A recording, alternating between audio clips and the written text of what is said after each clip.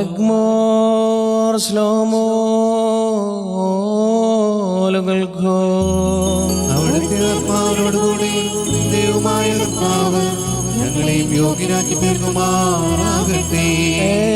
Evangelion gadishot moraneshom shihom korosos mahonisom in matais lihom agrusonod magris hay furkono lolmo വന്നവരും വരുവാനിരിക്കുന്നവരും ആയവൻ വാഴ്ത്തപ്പെടാനാകുന്നു.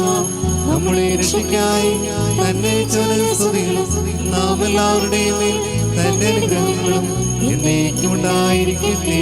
Sabinohokle damdabronu set moran malohan furkodilaneshom shihom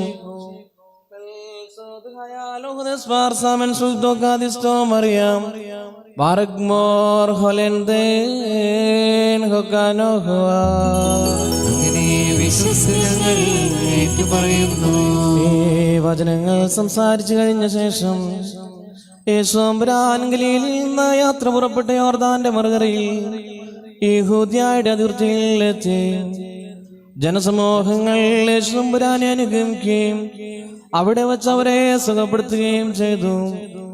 അനന്തരം പരീക്ഷാർത്ഥം പരീക്ഷന്മാർ അടുത്തിരുന്ന് ഏതൊരു കാരണത്താലെങ്കിലും ഒരുത്തിനെ തന്റെ ഭാര്യയെ പിരിച്ചിടുവാൻ ന്യായമുണ്ടോ എന്ന് ചോദിച്ചു.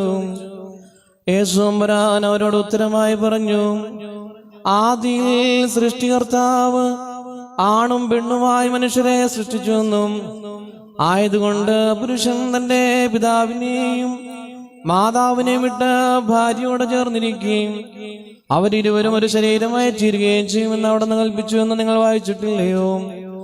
ആകയാൽ അവർ രണ്ടല്ല ഒരു ശരീരമാകുന്നു. അതുകൊണ്ട് ദൈവം സംയോജിപ്പിച്ചതിനെ മനുഷ്യൻ വേർപിരിക്കരുത്.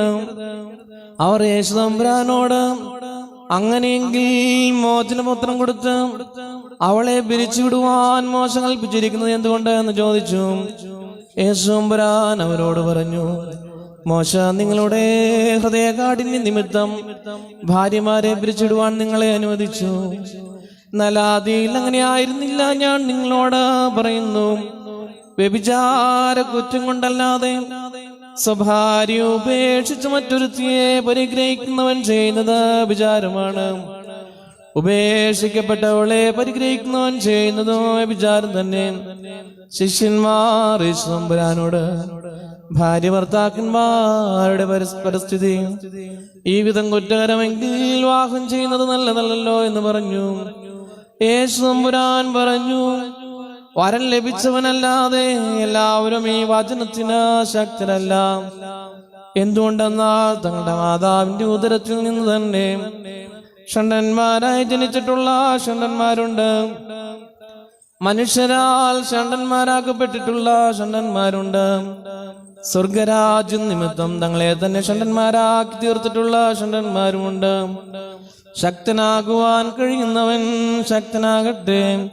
ബാറക്കുമോർ നിങ്ങൾക്കെല്ലാവർക്കും സമാധാനവും സംപ്രീതിയും ഉണ്ടായിരിക്കട്ടെ.